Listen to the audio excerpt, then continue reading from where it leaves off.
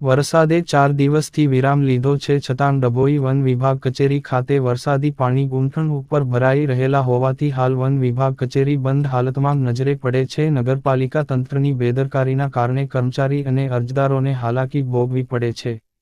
Dabhoi Tilakwada road ઉપર આવેલ one વિભાગની કચેરી હજુ પણ ગુંઠણ સમા પાણી ભરાઈ રહેતા પાણી નિકાલની નગરપાલિકા તંત્ર દ્વારા કોઈ વ્યવસ્થા નહીં કરાતા રોજિંદા અવરજવર કરતા કર્મચારી અધિકારીઓ અને અરજદારોને ભરાયેલા પાણી બાધારૂપ હોવાથી વન વિભાગ દ્વારા કામગીરી કેવી રીતના કરવી તેવી મૂંઝવણમાં હાલ ચોમાસામાં ઠેર ઠેર મગર વગેરે નીકળવાના બનાવો બનતા રહ્યા છે. જ્યારે વન વિભાગ કચેરીના કમ્પાઉન્ડમાં પાંજરા અને અન્ય સાધનો કેવી રીતના કાઢીને લઈ જવા પાણી સતત ભરાઈ રહેતું હોય વરસાદી પાણી ભરાઈ રહેવાની સમસ્યા છતાં નગરપાલિકા તંત્ર દ્વારા સમસ્યાના કાયમી નિકાલ નો કોઈ જ એક્શન પ્લાન ઘડાયો નથી.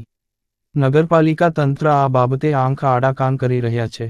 ત્યારે ચોમાસા પહેલા નગરપાલિકા દ્વારા મોન્સૂન કામગીરી અંગે સવાલો ઉઠવા પામ્યા હતા.